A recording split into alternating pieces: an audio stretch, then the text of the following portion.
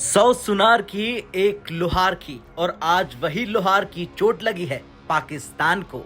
Azerbaijan ने 10 महीने की रोक के बाद भारत को फिर से क्रूड ऑयल भेजना शुरू कर दिया है। ये कदम सिर्फ एक डील नहीं बल्कि ऐसा इशारा है जिससे पाकिस्तान की नींव हिल गई है। लेकिन याद रहे, भारत के लिए ये अभी सिर्फ व्यापार है, दोस्ती की चाह ज्यादा अजरबैजान की तरफ से है। जी हाँ, कहते हैं जंगल में मोर नाचा किसने देखा। भारत और अजरबैजान का ये रिश्ता ज्यादातर लोगों की नजरों से दूर था, लेकिन असल में ये कई सालों से मजबूत हो रहा। साल 2022-23 में भारत अजरबैजान से तीसरा सबसे बड़ा पेट्रोलियम प्रोडक्ट का खरीदार रहा। 2022 में 2 मिलियन टन से ज्यादा तेल खरीदा, कीमत करीब $1.6 बिलियन। 2023 में यह आंकड़ा $1.2 बिलियन रहा, लेकिन 2024 में भारत चौथे नंबर पर आया, लेकिन 1.17 मिलियन टन की सप्लाई रुक गई। वैल्यू करीब $729 मिलियन।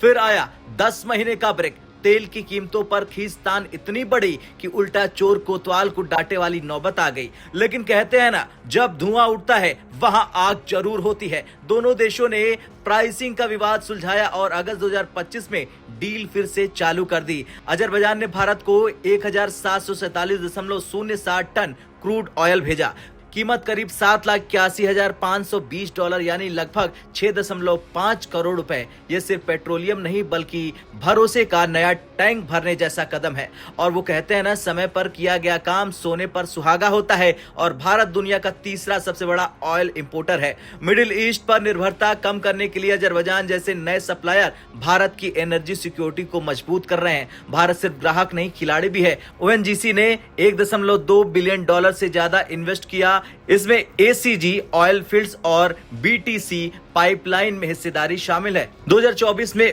ओवीएल ने नॉर्वे की उक्यूनोर से हिस्सा खरीदा 0.615% पर एसीजी फील्ड और 0.737% BTC pipeline. Deal value $60 million. अब ओवीएल की हिस्सेदारी एसीजी में 2.925% और बीटीसी में 3.097 हो गई है। यानी धीरे धीरे रमना धीरे सब कुछ होए। भारत अपनी पकड़ कदम दर कदम मजबूत कर रहा। यहाँ सबसे अहम बात भारत का स्टैंड। कहते हैं सावधानी हटी दुर्घटना घटी, और भारत इसी सावधानी के साथ खेल रहा।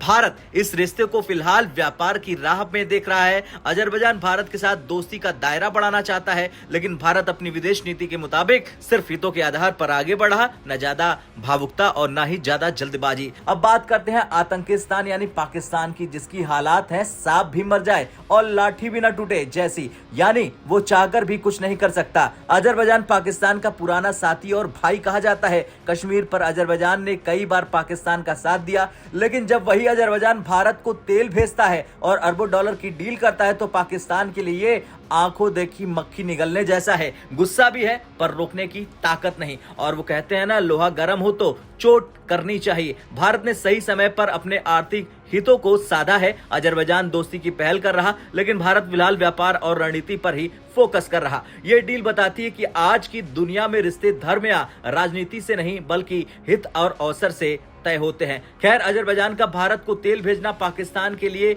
वही है जैसे आसमान से गिरे और खजूर में अटके। भारत ने खेल दिखा दिया, तेल से ही दोस्ती हो सकती है पर फैसले सिर्फ अपने हित में होंगे।